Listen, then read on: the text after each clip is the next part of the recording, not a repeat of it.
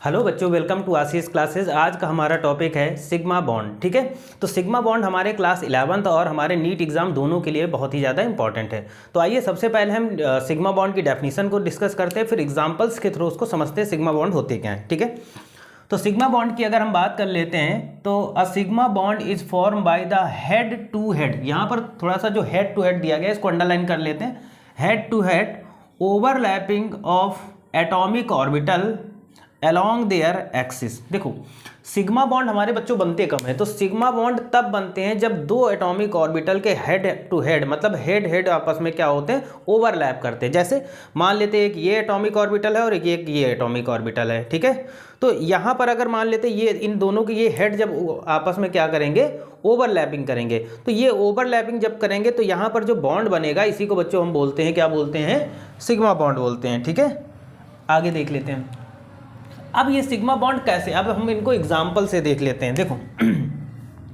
पहला अगर हम देखते हैं तो S S over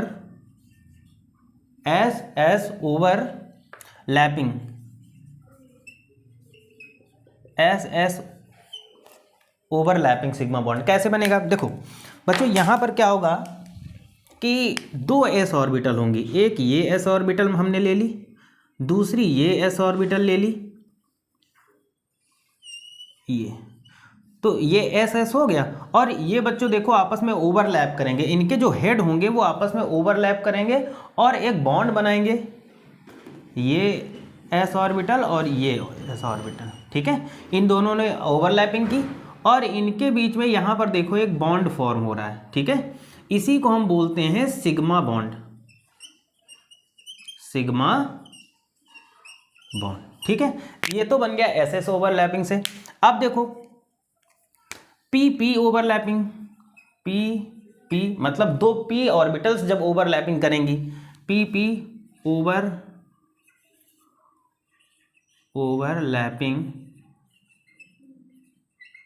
P P overlapping से कैसे बनेगा? तो देखो यहाँ पर हमें पता है हमारी पी ऑर्बिटल कैसी होती है, ये डम्बुल के आकार की होती है। ठीक है, और एक पी ऑर्बिटल और होगी ऐसे। ठीक है, तो दो हमारी पी ऑर्बिटल्स हो गई। अब इनके जो हेड होंगे वो आपस में क्या करेंगे बच्चों, ओवरलैप करेंगे। तो यहाँ पर हम देख लेते हैं इसको, इधर ये एक ऐसे जाएगा और ये एक ऐसे। ठीक है, तो ये यहाँ पर देखो बच्चों ओवरलैप कर रहे हैं, यहाँ पर ओवरलैप कर रहे हैं। तो दो ऑर्बिटल के जब हेड टू हेड, मतलब जब दोनों ऑर्बिटल के हेड एक दूसरे को ओवरलैप करते हैं तो वहाँ पर क्या बनता है बच्चों, यहाँ पर भी हमारा सिग्मा बॉन्ड बना।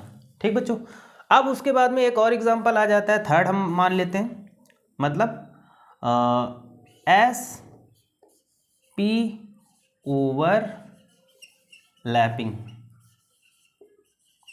एस पी ओवरलैपिंग का मतलब क्या होगा, एक हमारे पास एस ऑर्बिटल है, ठीक, और दूसरी हमारे पास बच्चों क्या हो जाएगी, एक हमारे पास पी ऑर्बिटल, ऐसे को डम्बुल के आकार की होती है।